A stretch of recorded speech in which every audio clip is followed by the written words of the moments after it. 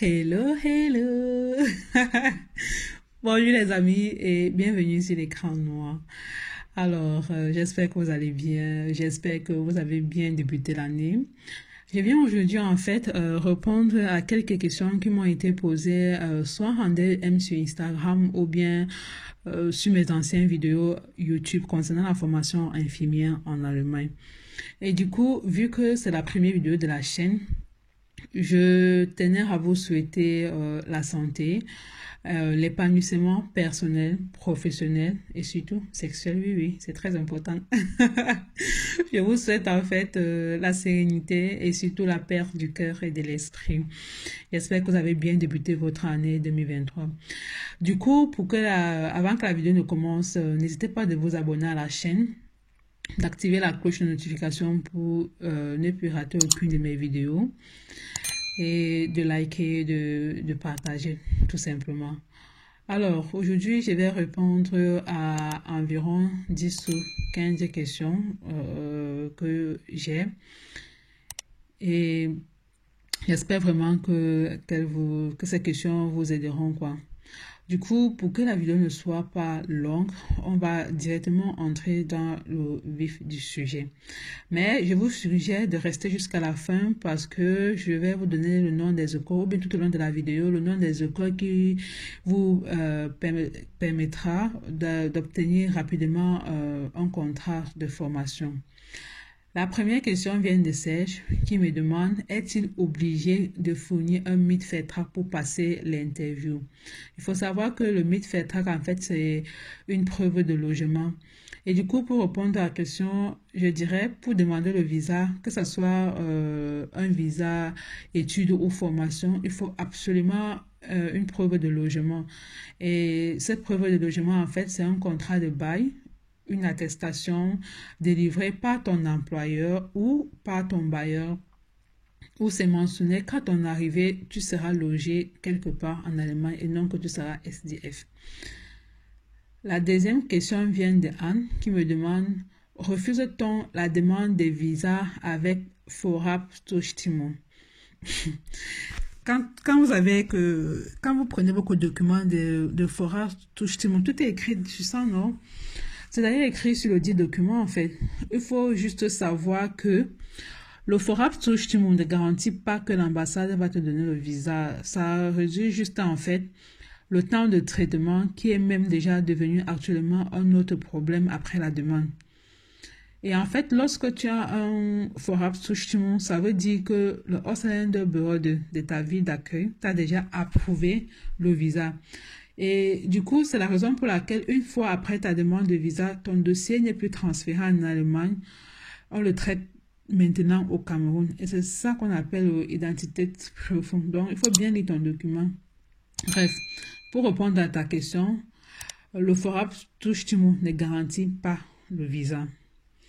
La troisième question vient de Georges qui me demande combien de temps l'ambassade répond à une interview avec visa de formation Vorabzustimmung.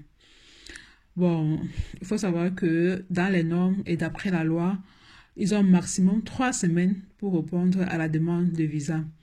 Mais malheureusement, ils ne respectent plus ce délai, car d'aucuns, on les répond vraiment dans ce délai-là qu'on a demandé, mais d'autres pas en fait. Donc voilà quoi, j'espère avoir répondu à ta question. Amandine me demande: peut-on tomber enceinte pendant la formation? Waouh! Vous allez me poser la question aussi. Et cette question, j'ai bien répondu. Dans toutes mes vidéos, cette question revient. Je vous ai répondu dans les anciennes vidéos. Mais oui, tu peux tomber enceinte pendant la formation, c'est pas un problème. Tu vas juste mettre une pause et pendant le Mutterschutz, tu cherches juste une autre société où tu peux continuer la formation au cas où. Parce qu'il y a parfois certaines écoles dérangent.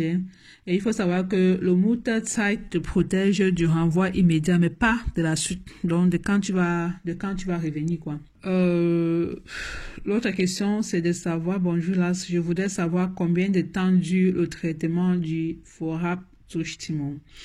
Il faut savoir que ça dépend de chaque État. Hein. Ça dépend de chaque État. Il n'y a pas de période standard. Sinon, normalement, d'après ce qui est écrit, c'est 3 mois maximum. On me demande aussi où obtenir facilement et rapidement le Anekeno. Je pense que c'est dans l'état du Bayan. Si j'ai encore bonne mémoire, le Bayan, c'est l'état où le Anekeno s'obtient facilement. Et à moins de temps, quoi, maxi, un mois, tu as ton Anekeno. Et en plus, même c'est kostenlos, donc c'est gratuit. Bon, je sais pas si actuellement, alors où j'ai fait ces vidéos, c'est toujours gratuit. J'ai pas vérifié l'information. Mais d'après ce que je sais, c'est gratuit et c'est, voilà, quoi. Maintenant, la seule condition, et là, ça dépend sur qui tu tombes, c'est qu'il faut une lettre écrite de l'école pour affirmer que, voilà, vous avez postulé chez eux et vous avez besoin du Anekeno et aussi d'avoir les diplômes authentiques. Je précise ça bien, authentique. Sinon, vous perdez votre temps. Maintenant, il faut aussi savoir que dans le Hessen, plus précisément à Darmstadt, c'est payant, le Anekeno, et ça dure 3 mois pour un dossier qui est complet. Et avec la preuve que vous allez fréquenter dans le Hessen, donc, ne pas fréquenter dans le Bayern, tu viens faire le Anekeno à Darmstadt. Parce que la preuve qu'on vous demande que vous allez fréquenter là-bas, c'est l'adresse. Bonjour Lars, est-ce que les titulaires d'un bac littéraire ont-ils une chance pour l'obtention d'un visa dans le domaine du Pflege? Bah, tout le monde a sa chance, hein. Tout le monde a sa chance. Il suffit juste de remplir les conditions et en plus de cela, il faudrait avoir le B2, le B-, tout simplement. La prochaine question, c'est quoi? Attendez. On me demande, est-ce possible de faire le Ausbildung 3 ans dans le Pflege avec le B1? La personne est déjà sur le territoire, merci bien. Bien sûr, c'est possible. C'est d'ailleurs le minimum requis et c'est l'employeur qui décide en fonction de votre niveau de langue. Mais il y a quand même certaines écoles qui donnent le contrat avec le B1. Bonjour Lars, s'il vous plaît, quelle assurance doit-on prendre pour récupérer le visa à l'ambassade dans le cas du Ausbildung? Bah, vous pouvez prendre AXA ou quelque concept. Je suis quitté du pays avec AXA et je suis arrivé en Allemagne avec... en Allemagne, ça c'est que je passe les cours de langue. J'ai utilisé quelques concepts. Pour ceux qui n'ont pas vu mes anciennes vidéos, il faut savoir que moi je suis venue avec un visa étudiant et non de formation. J'ai fait les études j'ai fait le Pflegestudium en fait, les études en Pflege. Et 3 ans après, j'allais faire 1 an de formation dans les écoles de formation. Bref, j'ai une vidéo là-dessus, vous pouvez aller regarder ça sur ma chaîne. C'est quoi la prochaine question? Bonjour Lars, s'il te plaît, est-ce que la traduction du bac peut remplacer le Anekeno pour postuler pour un Ausbildung dans le Pflege? Bon, il faut savoir que c'est deux choses différentes. Hein. Le Anekeno, c'est pour savoir si ton bac est reconnu comme diplôme en allemand et la traduction, c'est traduction tout simplement. Bon, qu'est-ce que je peux encore vous dire par rapport à la formation infirmière? Il y a des questions que je n'arrive pas. Quand vous écrivez aussi bien, non? Je crois que vous écrivez, on n'arrive même pas à vous lire en fait. Bon, les amis, je voulais qu'on revienne sur un point, le Vorabzustimmung. Il faut savoir que, en fait, je le dis pour que les faux espoirs ne naissent pas. Il faut savoir que le Vorabzustimmung entre dans la catégorie emploi qualifié et vaut pour ceux qui ont le contrat de travail. Et ceci, en fait, c'est l'une des nouveautés sur la loi Fachkräfteeinwanderungsgesetz. Le Vorabzustimmung est donc délivré par le Ausländerbehörde, qui est l'office des étrangers, à l'employeur, après approbation du Arbeitsagentur, qui est l'office du travail. L'employeur donc n'établit pas ses papiers, mais le reçoit du service des étrangers et l'envoie à l'employé pour qu'il demande rapidement un rendez-vous pour son visa. J'espère que là, on se comprend. Par la suite, l'employeur doit contacter l'Office du travail, lui confier la tâche de vérifier rapidement si le candidat que l'employeur veut faire venir en Allemagne peut obtenir une procédure accélérée. L'Office du travail va donc vérifier le contrat de travail et tout ce qui va avec. Aussi, l'employeur doit payer 411 € pour que l'Office du travail s'occupe rapidement de la procédure de recrutement.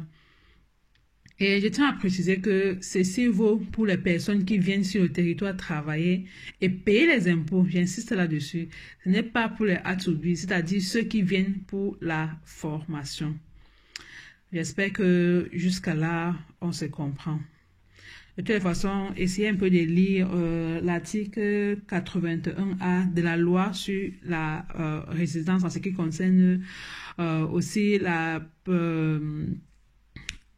pré-approbation, quoi. Et je voulais aussi ajouter que l'employeur va donc vous enverra par courrier la confirmation de l'approbation préalable et la confirmation de votre embauche. Et vous prenez donc maintenant rendez-vous à l'ambassade et vous allez envoyer ces deux certificats-là par email. Ensuite, vous obtenez un rendez-vous à l'ambassade dans les jours qui suivent et vous allez présenter votre passeport. Et dans un délai de... Bon, à la base, c'est 3 semaines, mais maintenant, c'est comment c'est devenu. Vous allez obtenir un nouveau rendez-vous où vous pouvez récupérer votre passeport avec un visa enregistré. Les frais pour cela sont de 411 €. Parfois, l'employeur les paye, mais très souvent, c'est le stagiaire qui les paye. Voilà. Bon, les amis, c'est ici que la vidéo se termine. J'espère que vous aura plu. Pour ceux qui viennent seulement juste parce qu'ils ont besoin des informations là, likez quand même à ne pas ou bien donc n'hésitez pas de me laisser vos questions en commentaire ou bien non, laissez en commentaire sur YouTube, venez puis me DM sur Instagram. Et voilà, n'hésitez pas de checker la barre d'informations, vous aurez en fait le nom des écoles qui vous donneront facilement le contrat.